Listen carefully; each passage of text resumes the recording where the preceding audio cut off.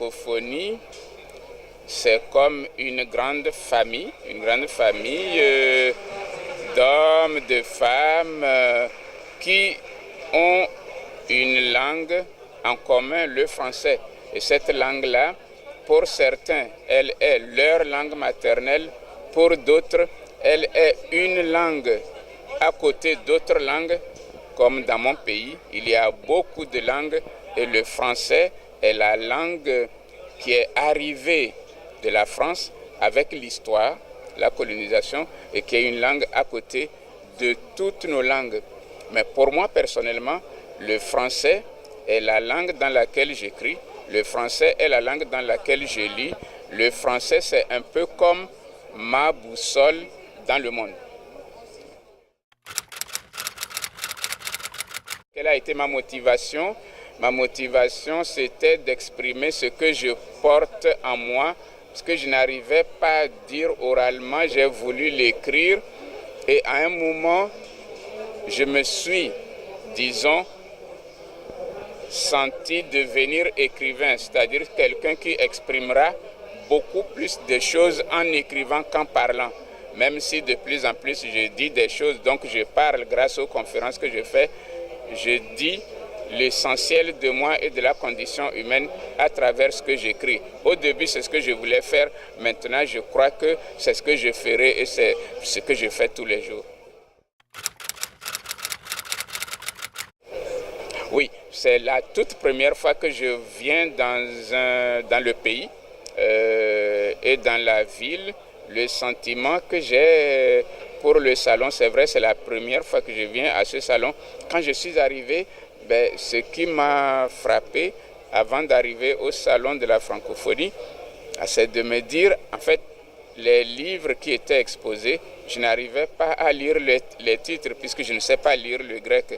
Je suis un peu frustré de ne pas pouvoir lire les titres, même les titres en grec.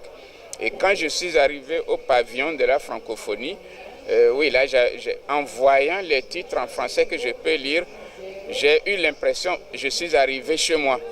J'ai eu l'impression d'être arrivé chez moi. Grâce à la langue, la seule que je parviens à lire de tous les livres qui sont là.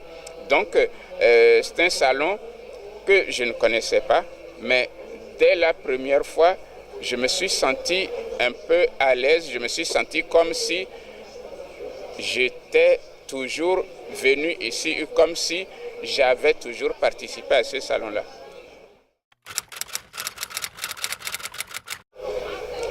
Les réseaux sociaux et les nouvelles technologies sont aujourd'hui c'est même une façon de vivre. Et bon, partout dans le monde, quelle que soit l'activité qu'on fait, quels que soient peut-être les moyens qu'on a, les nouvelles technologies, surtout de communication, ont permis aux gens de s'ouvrir au monde et d'avoir le monde chez eux.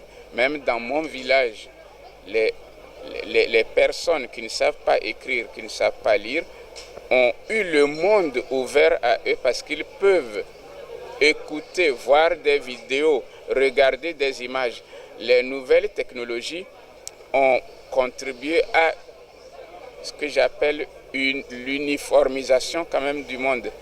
Je ne sais pas en revanche si tout est positif parce que dans tout ce qui vient, il y a des aspects peut-être qui sont négatifs.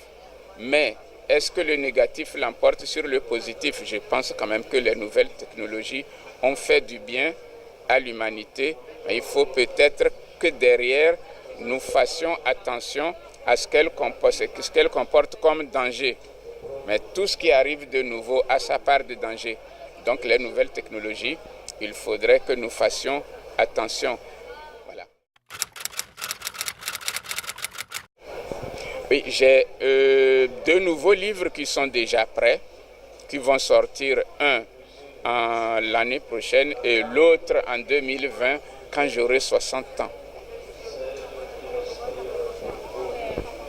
Merci beaucoup. Ah, merci à vous.